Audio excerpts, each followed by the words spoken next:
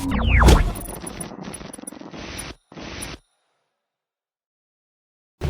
hello guys, ito another unboxing na naman.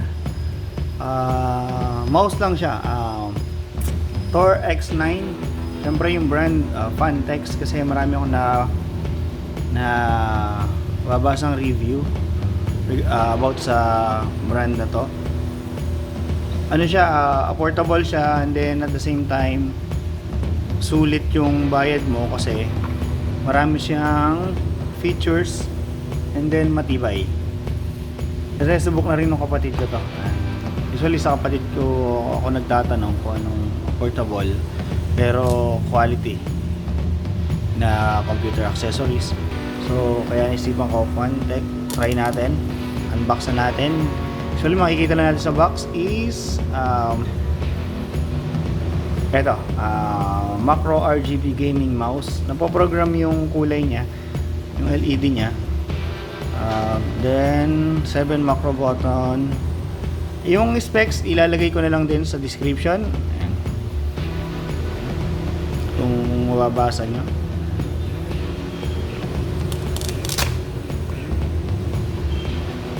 So nakalagay lang is dual function DPI button. Simple lang yung design nya, walang makanto-kanto. So open lang natin.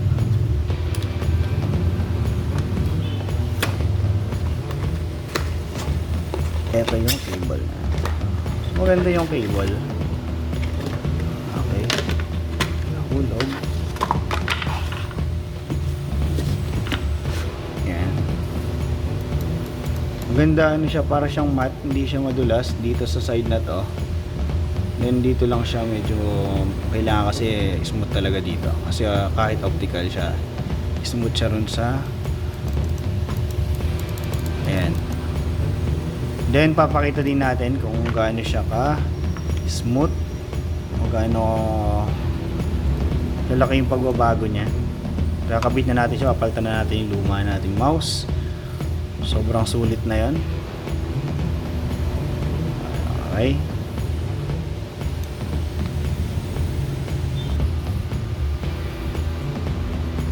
So ayan guys, kakabit na natin. Ito yung Tor X9 natin.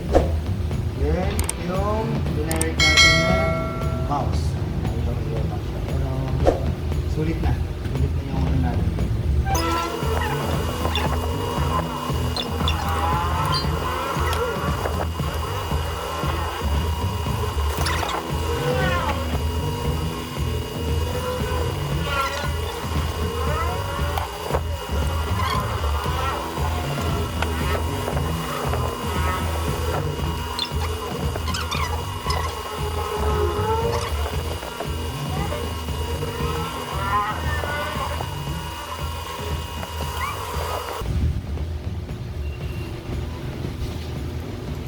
Bilis ng response kasi yung isa ko kasi sobrang tagal na rin siguro, kaya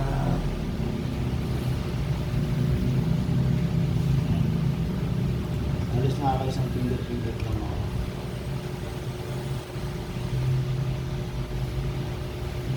Maganda guys, maganda yung yung response niya, nakikita. Ayan, pakita ko lang dito. So guys, so papakita ko lang kung paano natin customize yung Tor X9 natin. FANTECH yung brand, portable lang po natin, tapos maganda yung quality nya. Punta lang kayo sa website nila sa fantechworld.com. Then pwede nyo rin basahin kung ano yung kanyang mga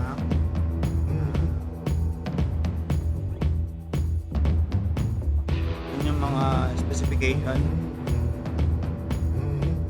Then punta lang kayo dito sa download.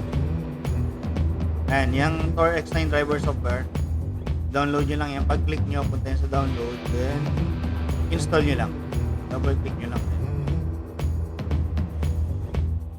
Pagka double click nyo,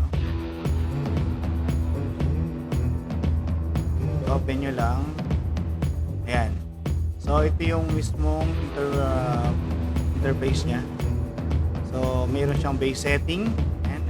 Laruin nyo lang, store lang kayo, and then advanced.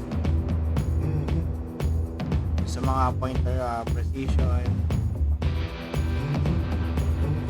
Ito naman natin 7.